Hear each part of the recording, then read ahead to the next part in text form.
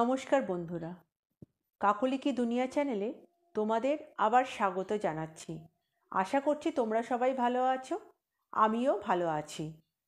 আজকে তোমাদেরকে যে গল্পটি পড়ে শোনাবো সেই গল্পের নাম ভুতুড়ে বাড়িতে ভূতের খোঁজ। লেখক অজেয় রায়। তাহলে বন্ধুরা গল্পটা পড়ছি।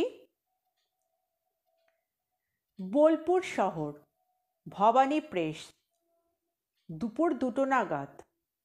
শ্রীনিকেতন রোডের উপর ভবানী প্রেসের লম্বা একতলা ঘরখানায় খটাখট করে ছাপাখানার কাজ চলছে। ঘরের একদিকে চেয়ারে বসে নিজের লেখার প্রুফ দেখছিল দীপক। ঘরের এক কোণে কাঠের পার্টিশন ঘেরা একখানা ছোট্ট কামরা, তার দরজায় লেখা সম্পাদক, বঙ্গবার্তা। দুজন ভদ্রলোক এসে প্রেসের দরজার সামনে দাঁড়ালো।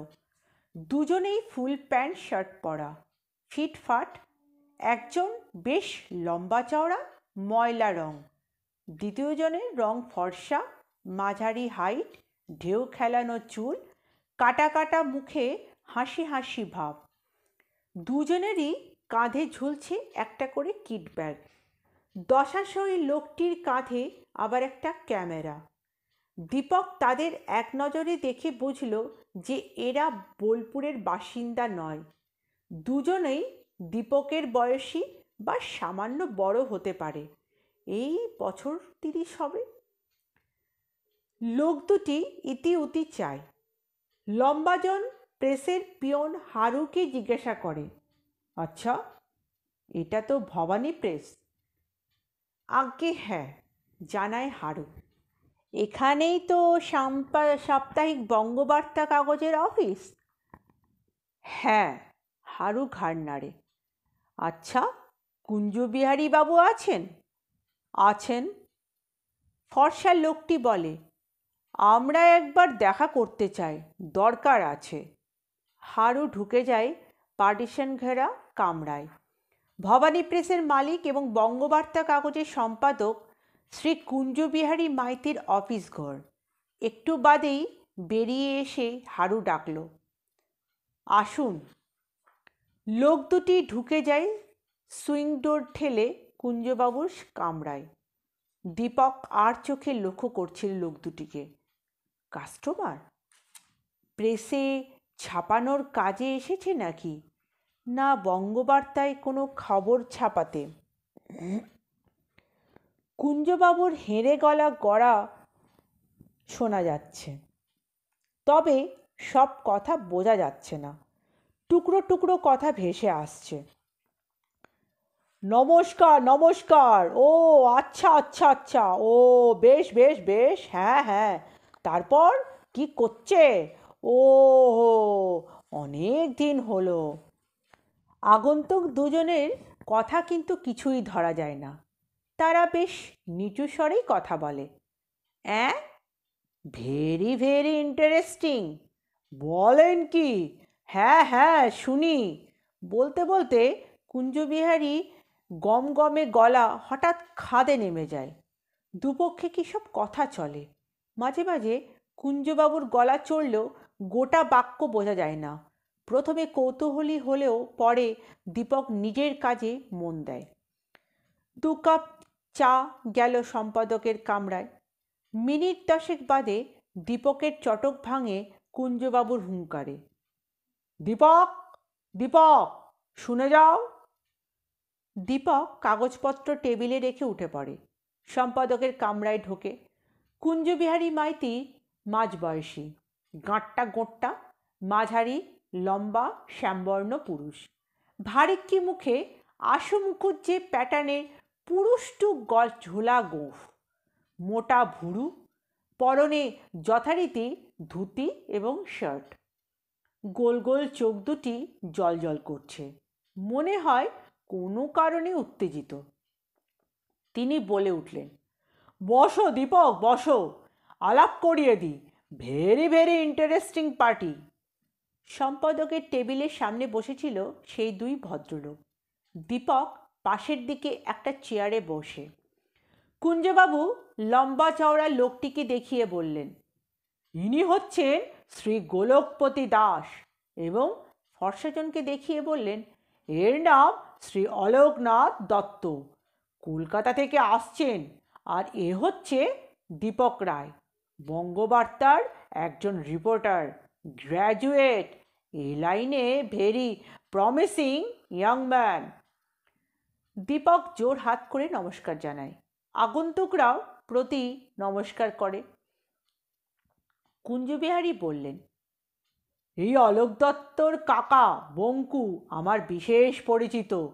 বঙ্কুর কাছে আমার নাম ঠিকানা জেনে এখানে এসেছেন।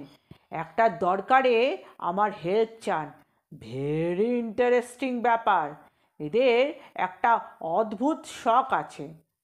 কুঞ্জবাবু হঠাৎ কথা থামিয়ে গোপ ভুরু নাচিয়ে ছোটোখাটো করে গলার স্বর নামিয়ে রহস্যময় হেসে বললেন, কি শখ জানো তো? এদের শখ হচ্ছে ভূত খোঁজা। দীপক চমকে তাকায় দুই আগন্তুকের পানে। তারা মিটিমিটি হাসে।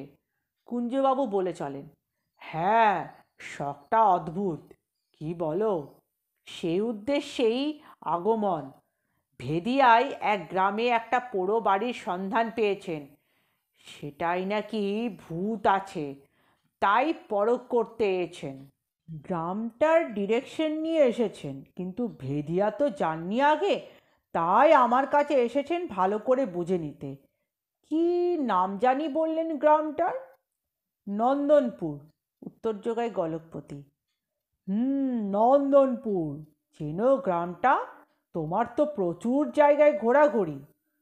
নন্দনপুর, খানিক ভাবে দীপক, তারপর বলে, হুম, আচ্ছা আচ্ছা, ওই নামে একটা গ্রাম আছে বটে ভেদিয়ায়, অজয় নদীর ধারে, স্টেশন থেকে মাইল চারেক দূরে। রাইট, নদীর ধারে, নদীর ধারে, অজয় নদীর ধারে।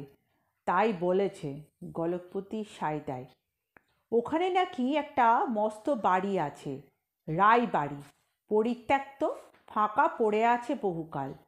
ওই অঞ্চলের জমিদারদের বাড়ি ছিল ওটা। বাড়িটা নাকি হন্টেড, ভুতুড়ে। আমি নন্দনপুর গেছি একবার, দীপক জানায়। রায়বাড়ি দেখেছি দূর থেকে। বাড়িটা বিরাট, পোড়ো বাড়ি মনে হয়েছিল, তবে ভূত আছে কি না জানি না। মানে এ নিয়ে জিজ্ঞাসা তো করিনি কাউকে। তা আপনারা জানলেন কি করে? কুঞ্জবিহারী আগন্তুকদের উৎসাহ দিলেন, বলুন বলুন, দীপককে সব কথা খুলে বলুন, ওর এ ব্যাপারে খুব এক্সপেরিয়েন্স। তিনি চেয়ারে পিঠ এলিয়ে দিলেন, মুখে স্মিত হাসি। সম্পাদকের কথাটা খচ করে কানে বাজল দীপকের। ওর রকম সকম সুবিধের ঠেকল না। কুঞ্জবিহারী খটখটে মানুষ, এত বিগলিত ভাব দেখাবার কারণ? যা হোক, সে অলোকনাথের কথায় মন দেয়। আমাদের পাড়ার গগনেন্দ্র রায়ের কাছ থেকে এই বাড়িটার সন্ধান পেয়েছি। গগন রায়ের পূর্বপুরুষের ভিটে ছিল ওই বাড়ি। বহুকাল ফাঁকাই পড়ে আছে, কেউ থাকে না, প্রায় ৭৫ বছর। দীপক ভুরু কুঁচকে বলে, একটা প্রশ্ন করব? বিলক্ষণ বিলক্ষণ, করবেন বই কি, বলল অলোকনাথ। আপনাদের এই অদ্ভুত শখের কারণ কি? মানে ভূতের সন্ধান। এরকম ভূত প্রেত চর্চার ক্লাব আছে শুনেছি। আপনারা কি সেরকম কোনো ক্লাবের? আরে না না, অলোক দত্ত বাধা দেয়, আমরা কোনো ভূত প্রেতের অনুসন্ধানী ক্লাবের মেম্বার নয়। এটা স্রেফ আমাদের দুজনের শখ। দুজনে একই অফিসে চাকরি করি তো, অনেক দিনের ফ্রেন্ড। হঠাৎই শখটা গজালো। হঠাৎ এই অদ্ভুত শখ, বিড়বিড় করে দীপক। সে মশায় একটা হিস্ট্রি। অলোক দত্ত হাত মুখ নেড়ে বলে, একদিন অফিসে তক্ক হচ্ছিল টিফিনে, ভূত আছে কি নেই। বেশিরভাগই বলল যে আছে। কয়েকজন বলল তাদের পরিচিত কেউ কেউ ভূত দেখেছে তাদের চোখে। আমি আর গোলক বললাম, ভূত নেই, বিশ্বাস করি না ভূতে। তক্কাতক্কি হতে হতে বেট রাখা হলো। আরও দু একজন অবশ্যই আমাদের সাপোর্ট করেছিল। ভূতে বিশ্বাসীদের একজন বলল যে দমদমে নাকি একটা মস্ত বড় বাড়ি আছে, বহুকালের পুরনো, লর্ড ক্লাইভের আমলে।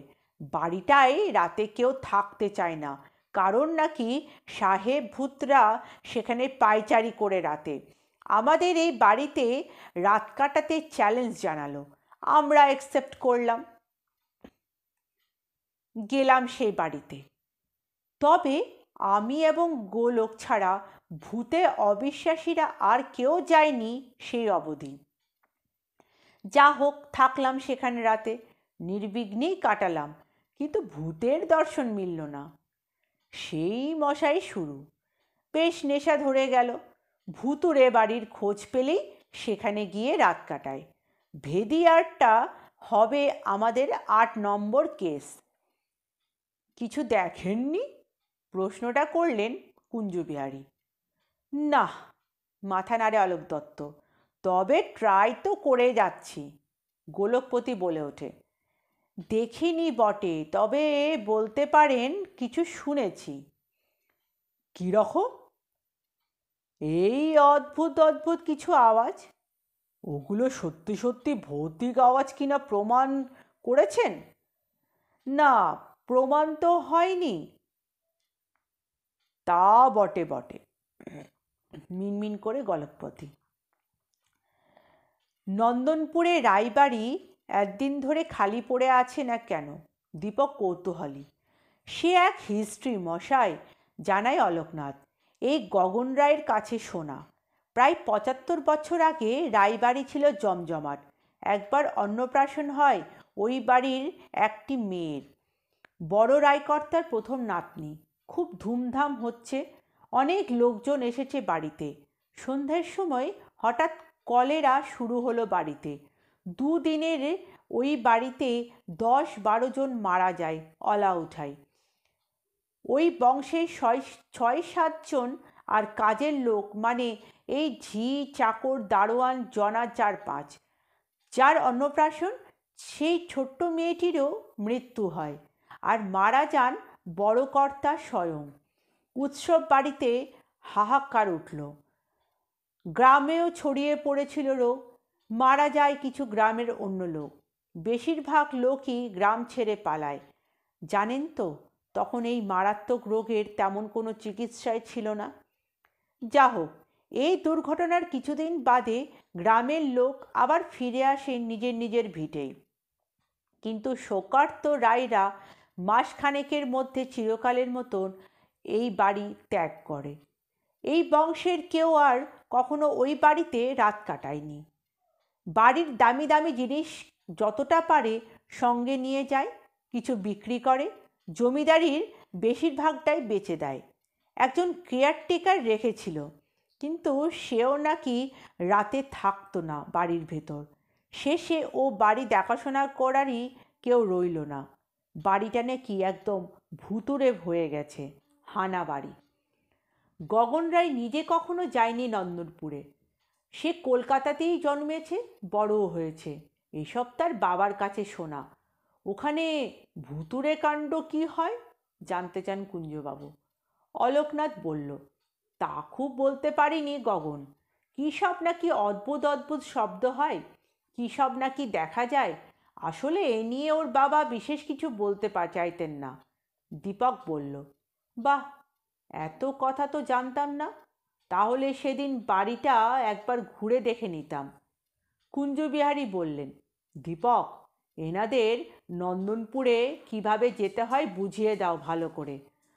আর আর আমার একটা আইডিয়া এসেছে। যদি তুমিও ওদের সঙ্গে যাও মন্দ হয় না। রাতে থেকে যাবে একসঙ্গে, মানে রিপোর্টার হিসাবে। তোমাদের এক্সপেরিয়েন্স নিয়ে দারুণ একখানা স্টোরি হবে বঙ্গবার্তায়। হেডিং দেব, ভুতুড়ে বাড়িতে ভূতের খোঁজে। কি আপনাদের কোনো আপত্তি আছে কাগজের কেউ গেলে? অলোকনাথ বলল, না না না না, আপত্তি কি আছে, ভালোই তো, দলে একজন বাড়বে। কুঞ্জবিহারীর এই পাঁচটাই আশঙ্কাই করেছিল দীপক। তাকে এদের সঙ্গে ভিড়িয়ে দেবার মতলব সে গুম মেরে যায়, কথা বলে না। কুঞ্জবিহারী দীপকের রকম দেখে, অবশ্য তোমার যদি কোনো থাকে জোর করব না, দেখি আমি না হয় যাব তাহলে। কুঞ্জবিহারী বাবু এই কথাটা বললেন। দীপকের মাথায় চড়াত করে রক্ত উঠে গেল। সদ্য পরিচিত লোকগুলোর সামনে এমন ডাউন করে দেওয়া, ওই মানেটা যে কি যে কেউ ধরতে পারবে। অর্থাৎ সম্পাদক বলতে চান যে দীপক সঙ্গে না গেলে বুঝতে হবে যে সে ভয় পাচ্ছে, ভূতের ভয়, তাই যেতে চাইছে না। দীপক গম্ভীরভাবে জিজ্ঞাসা করল অলোকনাথকে, আপনারা কবে নন্দনপুর যেতে চান? আসছে কাল। আজ শুক্রবার, শনি রবি ছুটি আছে অফিসে। কাল রায়বাড়িতে রাত কাটিয়ে রবিবার কলকাতায় ফিরব। ঠিক আছে, আমি যাব আপনাদের সঙ্গে, নেহাত তাচ্ছিল্যের ভঙ্গিতেই জানায় দীপক। কুঞ্জবাবু অমনি দীপকের পিঠ চাপড়ে বলেন, সাব্বাস, আমি জানতাম যে তুমি এমন চান্স ছাড়বে না। যাক, এদের সঙ্গে প্রোগ্রামটা ঠিক করে নাও। হ্যাঁ, আপনারা আজ কোথায় থাকছেন? অলোকনাথ বলল, আমরা কখনো কোনো হোটেলে থাকবো। কুঞ্জবাবু বলল, অল রাইট দীপক, ওদের বোলপুর নিবাসে নিয়ে যাও। আমার নাম করে ভালো ঘর দিতে বলো। শনিবার সকাল 9টা নাগাদ ভেদিয়া স্টেশনে নামল তিনজন, দীপক, অলোকনাথ এবং গোলকপতি। স্টেশন থেকে নন্দনপুর যেতে দুটো সাইকেল রিক্সা ভাড়া করা হলো। একটায় গোলকপতি, অন্যটায় অলোকনাথ এবং দীপক। আঁকা বাঁকা মেঠো পথ ধরে যেতে যেতে রিক্সাওয়ালা জিজ্ঞাসা করলো দীপকদের, নন্দনপুরে কার কাছে যাবেন? শচীন কর্মকার, জবাবে দেয় অলোকনাথ। নন্দনপুরে শচীন কর্মকারের নামে একটা চিঠি দিয়েছে গগন রায়। কলকাতায় একটা কাজে এসেছে, গগনদের বাড়িতে এসেছিলেন শচীনবাবু। তখন সামান্য আলাপ হয় গগনের সঙ্গে। শচীনদার কুটুম বুঝি? রিক্সাওয়ালা কৌতূহলী হয়ে বলল। না না, চেনা লোক। আসতে বলেছিলেন একটা কাজে, সামাল দেয় দীপক। গ্রামের বাইরে থেকে দীপকরা ভাড়া মিটিয়ে বিদায় দেয় রিক্সা। তারপর হেঁটে গায়ে ঢোকে। একটা বাচ্চা ছেলেকে জিজ্ঞাসা করতেই একেবারে সঙ্গে করে নিয়ে চলল শচীন কর্মকারের বাড়ি। দেখতে দেখতে পথে কুচো কাচার দল জুটে যায় শহুরে বাবুদের পিছু পিছু। শচীন কর্মকারের বয়স 50 পেরিয়েছে, ছোটোখাটো নিরীহ দর্শন মানুষ। গগন রায় চিঠি পড়ে এবং পরিচয় পেয়ে খাতির করে বসালেন, চা মুড়ি খাওয়ালেন। গগনের চিঠিতে অলোকনাথ এবং গোলকপতির নন্দনপুরে যাওয়ার আসল উদ্দেশ্য লেখা ছিল না। অলোকনাথের মুখে তাদের আগমনের কারণটা জেনে বেশ গম্ভীর হয়ে গেলেন শচীনবাবু। ক্ষুব্ধ স্বরে বললেন, এসব নিয়ে খোঁচাখুচি করা তেনাদের ত্যক্ত করা উচিত হবে কি? অলোকনাথ তাড়াতাড়ি বোঝায়, না না, আমরা কাউকে বিরক্ত করতে চাই না। আমরা তো যুক্তিবাদী। ভূত প্রেত মানে তেনারা সত্যি সত্যি আছেন কি না তার প্রমাণ খুঁজছি। দুঃখের বিষয়, এই পর্যন্ত কিছু পাইনি, তাই এসেছি। প্রমাণ? ফোঁস করে নিঃশ্বাস ফেলে জানালো শচীন্দ্রনাথ। এসব প্রমাণ কি সহজে মেলে? ভাগ্য চায়। আর এসব প্রমাণ সহ্য করার মতন মনের বলও থাকে না সবার। এবার গোলকপতি মোটা গলায় মন্তব্য ছাড়ে, দেখুন, মনের জোর আমাদের নেহাত কম নয়। সত্যি তেমন প্রমাণ মিললে ভিড়মি খাবো না, একটু ভরসা রাখতে পারেন। কর্মকার মশাই পিটপিট করে গোলকপতির দশাশয় চেহারাখানায় চোখ বুলিয়ে নিয়ে বললেন, তা বেশ, আমার যা বলার বললাম। দীপক এতক্ষণ চুপচাপ শুনছিল। এবার বলে, রায়বাড়িতে কি হয়? মানে কিছু দেখা টাকা যায় কি? কেন লোকে থাকে না রাতে? কর্মকার মশাই বললেন, বুড়ো কর্তার খড়মের আওয়াজ শুনেছে অনেকে। ওই বাড়ির ভেতর হেঁটে বেড়াচ্ছেন রাত্রিরে, খট খট করে। রাতে ওই বাড়ির ছাদের কিনারে ছায়ামূর্তি দেখেছে কেউ কেউ। শোনা গেছে কান্নার আওয়াজ। যেন বাচ্চা কাঁদছে। আমি অবশ্য নিজে কিছু দেখেও নি, শুনেও নি। আসলে ও বাড়ির ধারে কাছে ঘেঁষি না সন্ধ্যের পর। কি দরকার মশাই, অনাবশ্যক কৌতূহল মেটাতে গিয়ে কি বিপদে পড়ব? দীপক অলোকনাথ গোলকপতিকে বলল, চলুন না, বাড়িটা একবার ঘুরে দেখে আসি। অফকোর্স। অলোকনাথরা উঠে পড়ে। শচীনবাবু পথ দেখিয়ে চললেন। একপাল বাচ্চা ছেলে মেয়ে পিছু নিল তাদের। গ্রামের অন্য বাড়ি থেকে বয়স্ক লোকেরাও উকিঝুঁকি মারে। রায়বাড়ি নন্দনপুর গ্রামের অন্য বাড়িগুলোর সীমানা থেকে বেশ খানিক তফাতে। একদম ফাঁকাই বাড়িটা ঘিরে ছোট বড় অনেক গাছ, ঝোপঝাড়। দূর থেকেই নজরে পড়ে বাড়িটা। রায়বাড়ি থেকে অজয় নদের কূল মাত্র ১০০-২ গজ। আগে নাকি অজয় নদ ঢের দূরে ছিল। জমিদার বাড়িই বটে, মস্ত বড়, দোতলা, দোমহলা। অট্টালিকা ঘিরে বিরাট এলাকা, উঁচু পাঁচিল দিয়ে ঘেরা। পাঁচিল অবশ্য বহু জায়গায় এখন ভাঙা। পাঁচিলের গা ঘেঁষে অনেকগুলো ঘর সারি সারি। ঘরগুলো কোনোটাও আস্ত নেই। ওগুলো ছিল কাছারি বাড়ি, অতিথিশালা, নাট মন্দির ইত্যাদি। একটা প্রকাণ্ড জাম গাছ বাড়িটার প্রায় ঘাড়ের উপর দাঁড়িয়ে আছে। তার ডালপালা ঝুঁকে পড়েছে অট্টালিকার ছাদে। পলস্তারা খসে ইট বেরিয়ে পড়েছে প্রায় গোটা বাড়ির দেওয়ালে। কয়েকটা অশ্বত্থ গাছ জন্মেছে বাড়িটার গায়ে। অট্টালিকার পিছন দিকে একটা মজা পুকুর, একটা কুয়ো রয়েছে, তবে কুয়োর জল ঘোলাটে নোংরা। কবাটহীন প্রকাণ্ড সদর দরজার হাঁ এর মুখ ভেতর দিকে ঢোকে ৪ জন। পিছু নেওয়া বাচ্চার দল কিন্তু বাড়ির ভেতর ঢোকে না, বোধহয় সংকোচে। ঢুকেই চৌকো বাঁধানো মস্ত উঠোন। উঠোন অনেক জায়গাতেই খোবলানো, ইট মাটি বেরিয়ে পড়েছে, উয়ের ঢিবি উঠেছে। উঠোন ঘিরে উঁচু বারান্দার ৩ দিকে। বারান্দা পেরিয়ে পরপর ঘর। দোতলাতেও একই রকম চওড়া বারান্দা আর ঘরের সারি। মোটা মোটা গোল গোল থাম দোতলার বারান্দায় ভার কাঁধে নিয়ে আজও শটান খাড়া। ২ কোণ দিয়ে সিঁড়ি উঠে গেছে দোতলায়।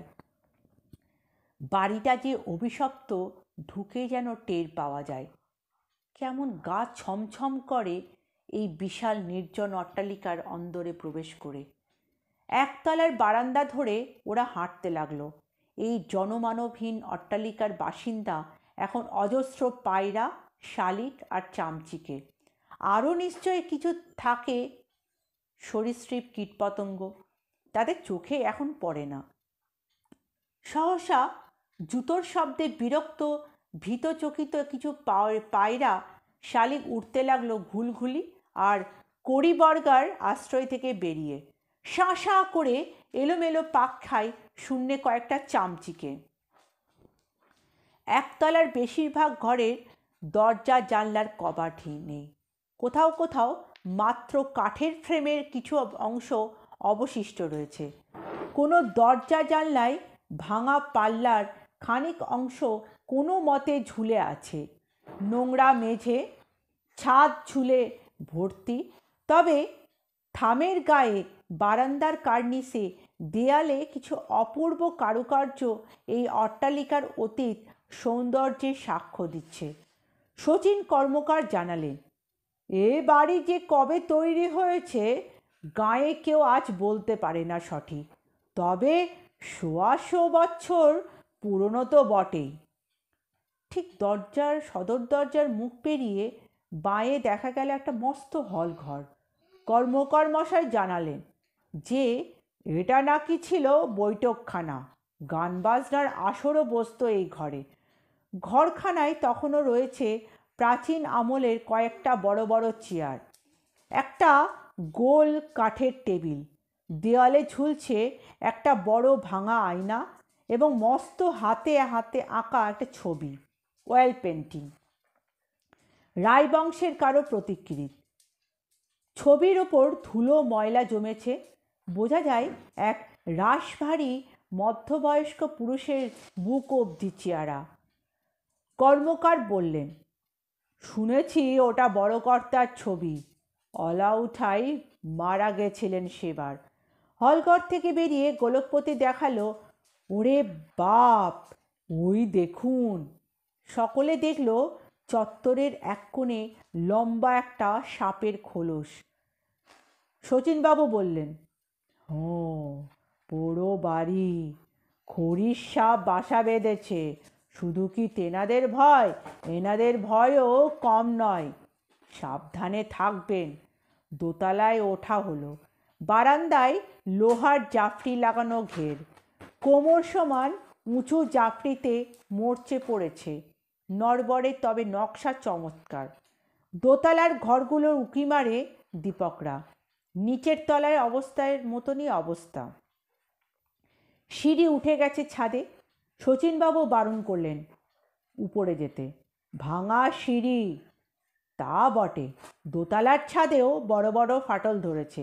নেহাতি খুব পুরু দেওয়াল, মজবুত করে বানানো বাড়ি, তাই এতকাল খাড়া রয়েছে এত অবহেলা সত্ত্বেও। সবাই নিচে নেমে এলো। এ বাড়িতে লোক ঢোকে।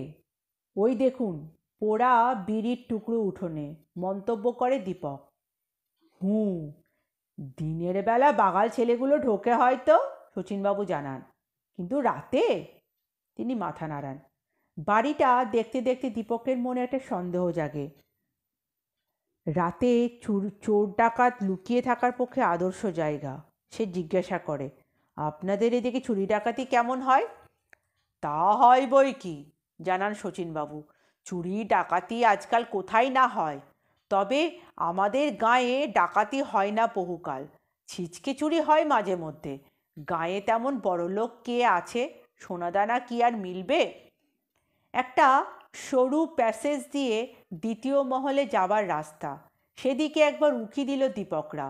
বাড়ির ওই অংশের অবস্থা আরও খারাপ, আরও জরাজীর্ণ, আরও নোংরা। দীপকরা ঠিক করল যে প্রথম মহলেই কাটাবে রাত। কোথায় থাকা যায় পরামর্শ করে তিনজন। শচীনবাবু শুকনো মুখে বললেন, আপনারা কি সত্যিই থাকবেন এখানে, মানে রাতে? নিশ্চয়ই, অলোকনাথের মন্তব্য। ভয় হচ্ছে কিছু দুর্ঘটনা ঘটলে লোকে আমায় দুষবে। না না, আপনাকে দোষ দেবে কেন? বলেন তো লিখে দিয়ে যাব। শচীনবাবু হতাশভাবে মাথা নাড়েন। নিচের হলঘরটার রাতে থাকা ঠিক হলো। বড় বড় জানলার ফুকর দিয়ে ঘরখানা ভেসে যাচ্ছে দিনের আলোয়। দূরে দেখা যাচ্ছে অজয় নদের ধার। অলোকনাথ বলল শচীনবাবুকে, একটি লোক জোগাড় করতে পারেন? ঘরখানা একটুখানি ঝাঁটপাট করে সাফ করে দেবে। আর দুটো মাদুর বা চাটাই পেলেই ভালো হয়। কখনো কখনো একটু গড়িয়ে নেব। ঠিক আছে, হয়ে যাবে, কর্মকার মশাই আশ্বাস দেন। আহারটা কিন্তু আমার বাড়িতে করতে হবে। অলোকনাথরা প্রথমে আপত্তি জানায়। পাউরুটি আছে আমাদের সঙ্গে, গ্রামে মুড়ি তো পাওয়া যাবে, তাতেই হবে। শচীনবাবু ক্ষুণ্ণ হয়ে বললেন, সে কি, আপনারা আমাদের অতিথি, গগনের বন্ধু, মুড়ি খেয়ে কাটাবেন? তা তো হয় না। সামান্য দুটো অন্ন জোগাতে পারবো না? দীপকরা রাজি হয় অগত্যা। বেশ, দুপুরে আপনার কাছে খেতে যাচ্ছি। রাতে কিন্তু কোনো ব্যবস্থা করবেন না, আমরা পাউরুটি খাবো। ভাত খেলে ঘুম আসবে। কর্মকার মশাই গেলেন নিজের বাড়িতে। দীপকরা তিনজনে গেল অজয় নদের তীরে বেড়াতে। বৈশাখ মাস, অজয় নদীতে তখন জল খুবই কম। প্রশস্ত নদীগর্ভে বালির চড়া পড়েছে। ক্ষীণ একটা স্রোত বইছে একধার ঘেঁষে। জলের বুকে সবচেয়ে গভীরেও হাঁটু জলের বেশি নয়। মানুষজন, গরু মোষ দিব্যি হেঁটে পার হচ্ছে নদী। ওপারে দেখা যাচ্ছে গাছগাছালিতে ঢাকা কয়েকটি গ্রাম। বেলা 11টা নাগাদ তিনজনে গ্রামে ফেরে। শচীনবাবুর বাড়ি পৌঁছে দেখে যে রীতিমতো একটা জটলা তার বাসার সামনে। শচীন কর্মকারও রয়েছেন তার মধ্যে। দীপকরা হাজির হতে ভিড়ে গুঞ্জন ওঠে। কর্মকার মশাই আহ্বান জানান দীপকদের, একটু জিরিয়ে নিন, তারপর স্নানাহার করবেন। বাড়ির বাইরের দিকে একটা ছোট্ট ঘরে বসেছে দীপকরা তক্তপোষের চেয়ারে। এক বৃদ্ধ এসে বসেন তাদের কাছে। বাইরের ভিড়টা তখন জানলা দরজায় উপচে পড়ছে। শচীনবাবু পরিচয় করিয়ে দিলেন, আমাদের মণ্ডল মশাই। বৃদ্ধ দুই গলা ঝেড়ে গম্ভীর মুখে সুরে বললেন, সবই তো শুনলাম, তা আপনারা কি সত্যি ওই বাড়িতে রাত কাটাবেন? আজ্ঞে হ্যাঁ, সবিনয় নিবেদন করে গোলকপতি, সে উদ্দেশ্যেই যে এসেছি। ভেতরে না থেকে বাড়িটার বাইরে, মানে নাট মন্দিরের সামনে চত্বরে থাকলে হয় না? বৃদ্ধ বলেন, আজ্ঞে না, ভেতরে থাকতেই চাই আমরা। সাপখোপেরও তো ভয় আছে, পুরো বাড়ি। আজ্ঞে আছে বই কি, আমরা সতর্ক থাকব, লাঠি রাখব। গোলকপতি তার পেশিবহুল বাহু তুলে এমন ভঙ্গি করে, যার অর্থ শুধু সাপখোপ কেন, অশরীরীদেরও বিরুদ্ধে তারা প্রস্তুত। আপনারা শহুরে মানুষ, তবুও অনুরোধ করছি একটিবার ভেবে দেখবেন। নিশ্চয়ই। বৃদ্ধ উঠে গেলেন। ঘরের বাইরে দাওয়ায় তখন জোর আড্ডা বসে। জামা জুতো খুলে বসে জিরিয়ে নিতে নিতে দীপকদের কানে আসে ভয়াবহ সব ভৌতিক ঘটনার বর্ণনা। রায়বাড়ি নিয়েও গল্প হচ্ছিল। বিকেল বিকেল দীপকরা বেরিয়ে পড়ে রায়বাড়ির উদ্দেশ্যে। তাড়াতাড়ি বেরোবার কারণ, শচীনবাবুর বাসার সামনে তাদের জন্য সবসময় যে পরিমাণ ভিড় লেগে আছে, সেটা গৃহকর্তার পক্ষে বিরক্তকর হচ্ছে। গ্রামের একটা দল কিন্তু তাদের সঙ্গে সঙ্গে চলল। তাতে সব বয়সী মানুষই আছে। শচীন কর্মকারও রয়েছেন। অট্টালিকার বাইরে নাট মন্দিরের চাতালে বসল দীপকরা। অলোকনাথ ব্যাগ থেকে একটা টেপ রেকর্ডার বের করে নতুন খালি ক্যাসেট ভরে, চালিয়ে পরীক্ষা করতে থাকে। গোলকপতি তার ফ্ল্যাশ বাল্ব লাগানো ক্যামেরা ঠিকঠাক করতে লাগলো। এসব কি করতে এনেছেন? জিজ্ঞাসা করেছিল দীপক। ওরা বলেছিল যে কোনো মুহূর্তে মূর্তির ছবি তোলার দরকার যদি হয়, তখন কোনো অদ্ভুত শব্দ বা কণ্ঠস্বর শুনে রেকর্ড করা রাখা হয়, তাহলে ওই জন্যই নিয়েছি।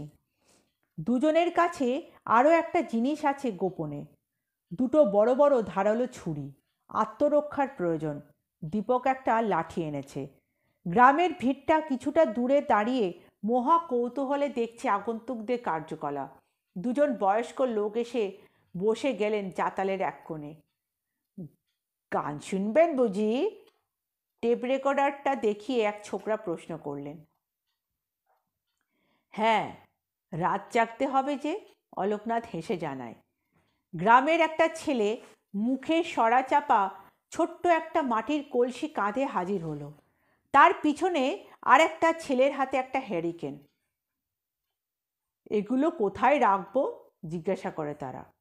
দীপক বলল, নিচে হলঘরটায় রেখে এসো ভাই।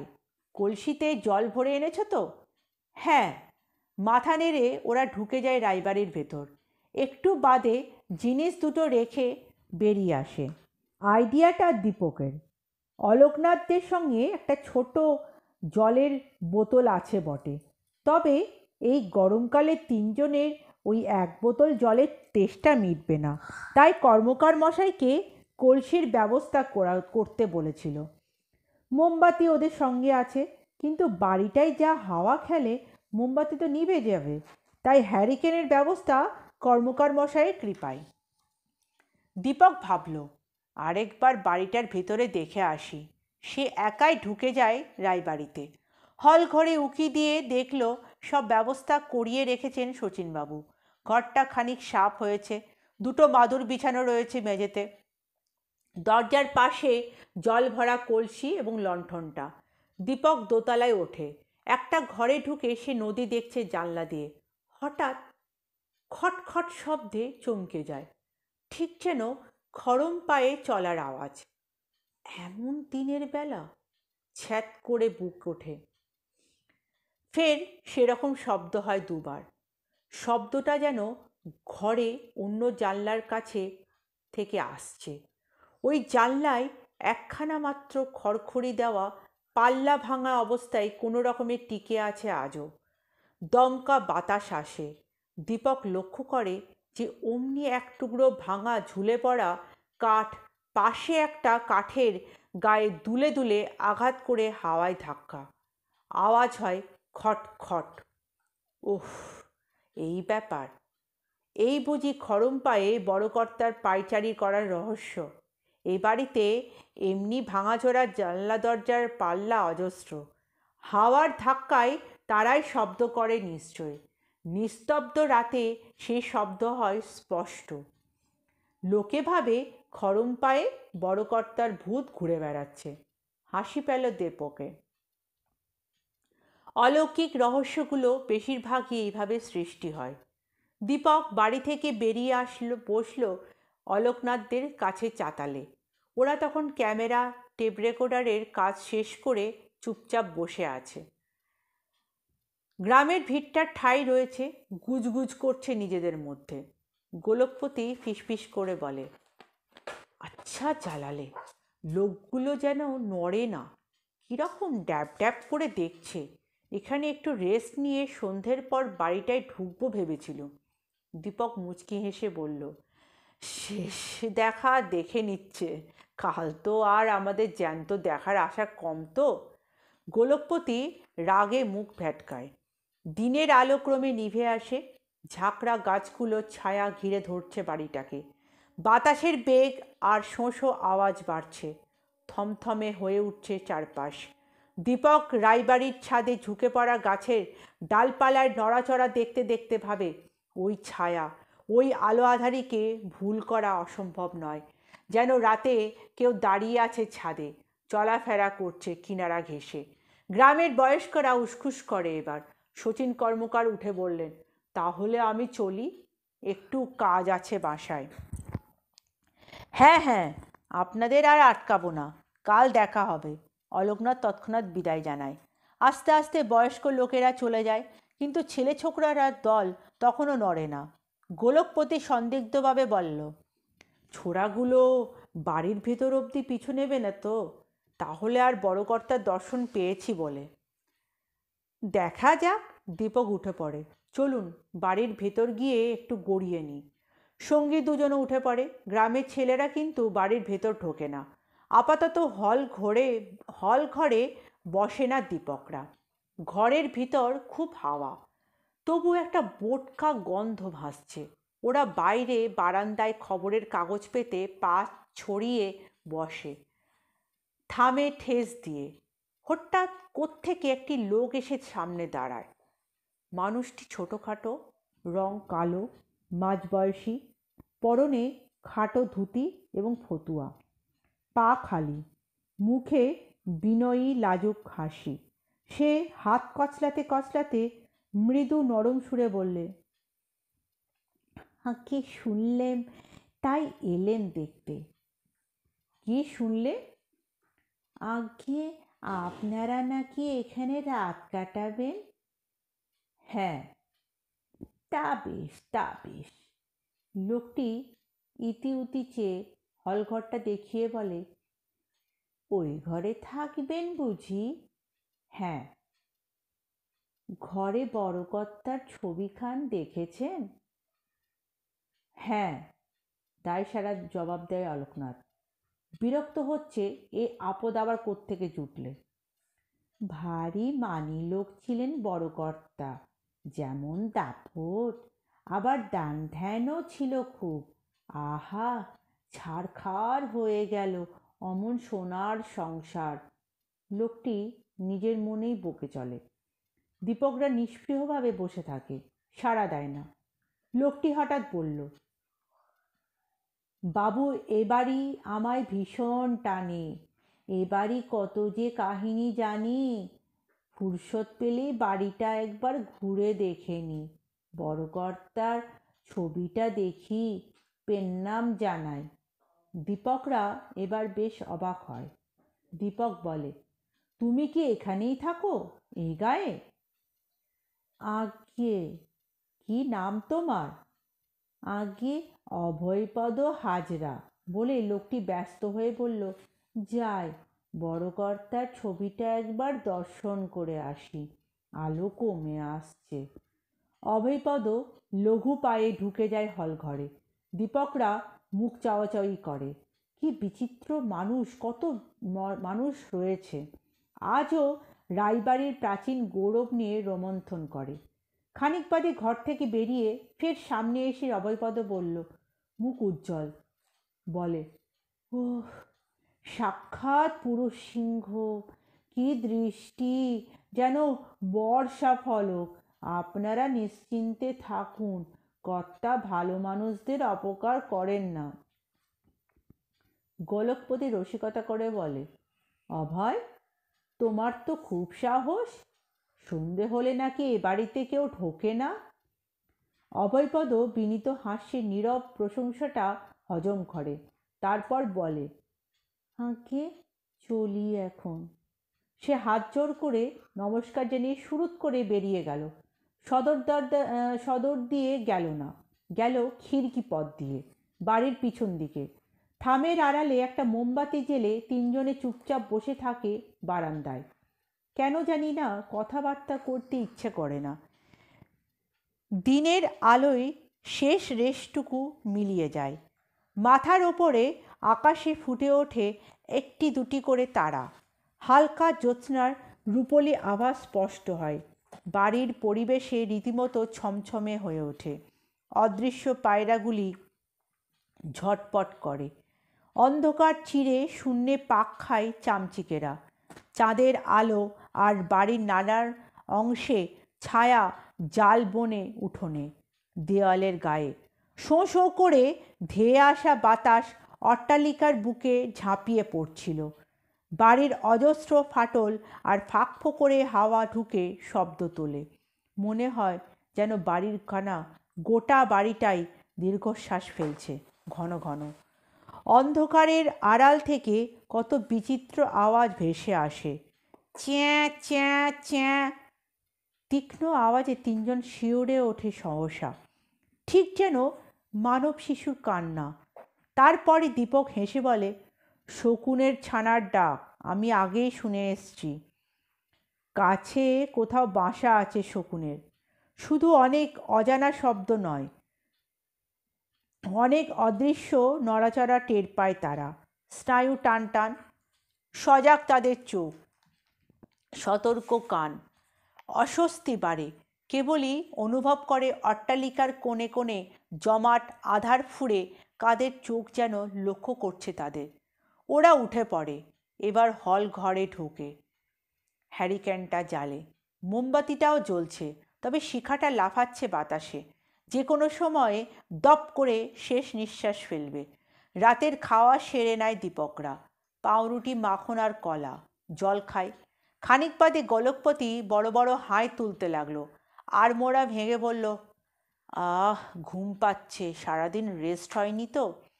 সে মাদুরে চিৎপাত করে শুয়ে পড়ল। একটু ঘুমিয়ে নি, ঘণ্টাখানেক বাদে ডেকে দিও। এখন তো মোটে 8টা। তেনারা তো শুনেছি মাঝরাতের আগে দেখা দেন না। ব্যাস, গোলকপতি ভোঁস ভোঁস করে ঘুমাতে লাগলো। খানিক পরে অলোকনাথও শুয়ে পড়ল গোলকপতির পাশে।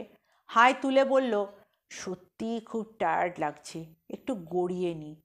একটু পরে দীপক দেখে অলোকনাথও ঘুমাচ্ছে। সে ভাবল, বাহ, এরা তো হচ্ছে আচ্ছা লোক।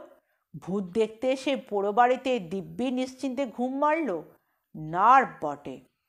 দীপকেরও ক্লান্তি বোধ হচ্ছিল, তবে তার রাত জাগা অভ্যেস আছে। খবরের কাগজে অনেক সময় কাজ করতে করতে রাত জাগতে হয়। সে চেয়ারখানা টেনে নিয়ে বসল খোলা জানলার সামনে। সঙ্গে ফ্ল্যাক্সে চা আছে। মাঝরাতে খাওয়া হবে এই ভোরবেলায়। হালকা চাঁদের আলোয় দেখা যাচ্ছে বাইরের ধুধু মাঠ, নদীর উঁচু পাড়, কালো কালো ঝোপঝাড় গাছ, ভারী রহস্য প্রকৃতি। আকাশে অগুন্তি টিপটিপ আলো জ্বলা তারা, খট খট খট, সেই রকম কাঠে কাঠে ঠোক্কর লাগার শব্দ দোতলায়, যেন কেউ খরম পায়ে হাঁটছে।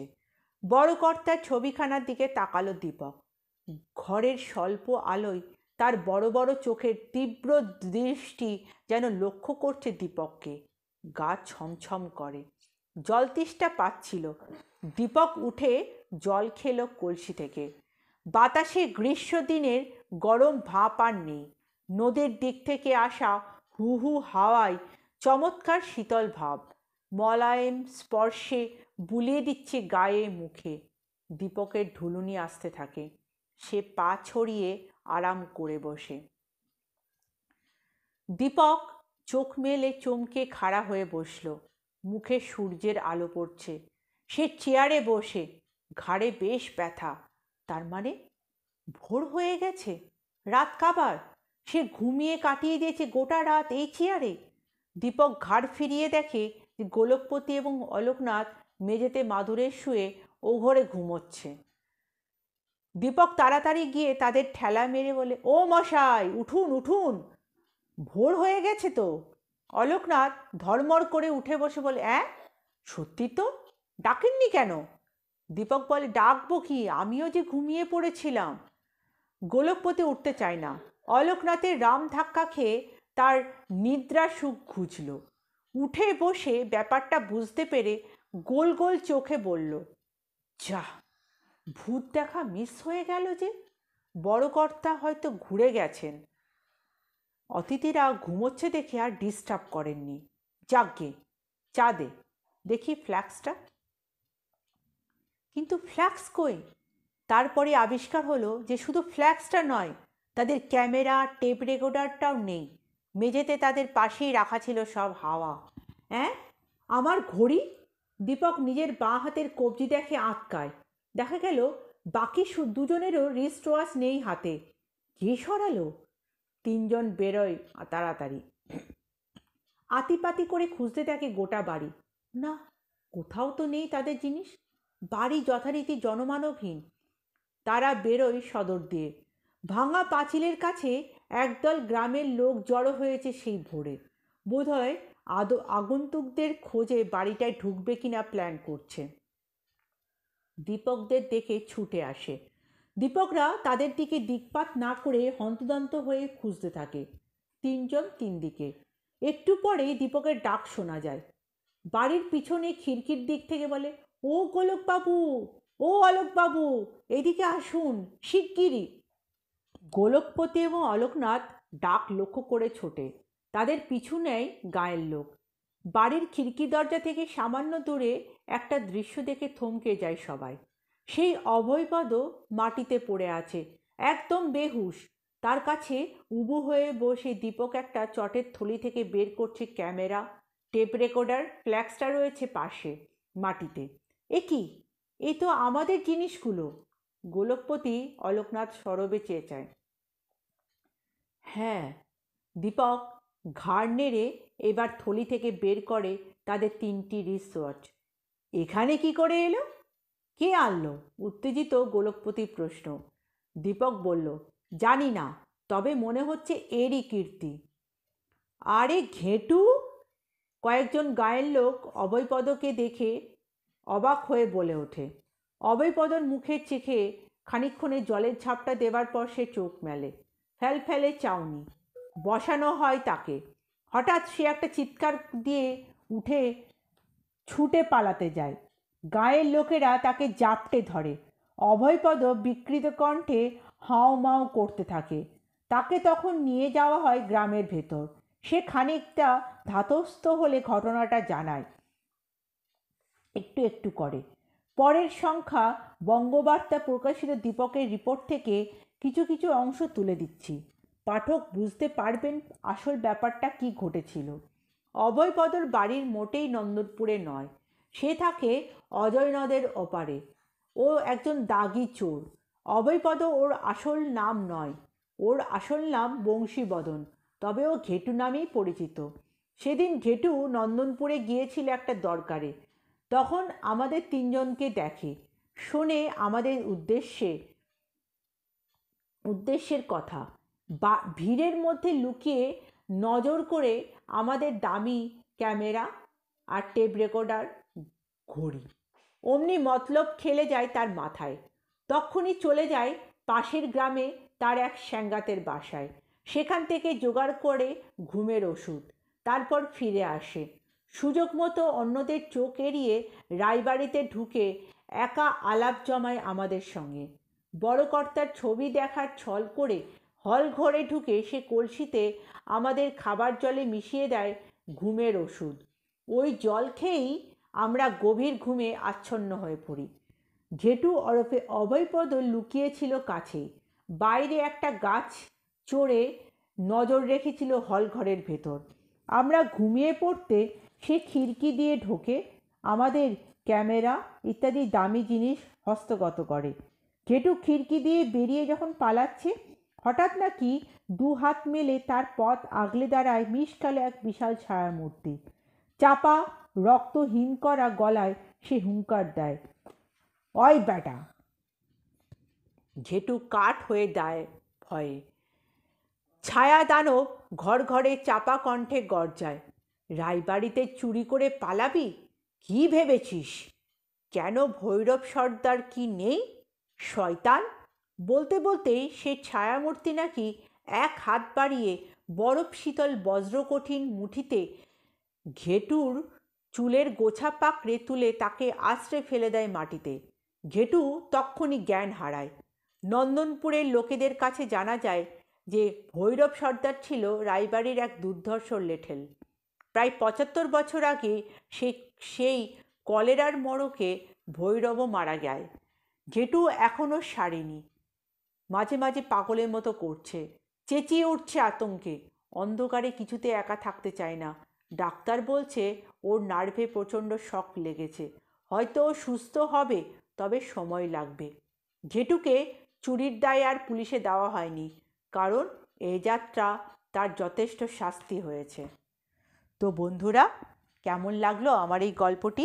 যদি ভালো লাগে কমেন্ট করে অবশ্যই জানিয়ে দিও। আর আমার চ্যানেলটিকে লাইক আর সাবস্ক্রাইব করতে ভুলো না যেন। আর পারলে সবার কাছে শেয়ার করে দিও। ঠিক আছে বন্ধুরা? তাহলে সবাই ভালো থেকো। আজকে আমি বিদায় নিচ্ছি।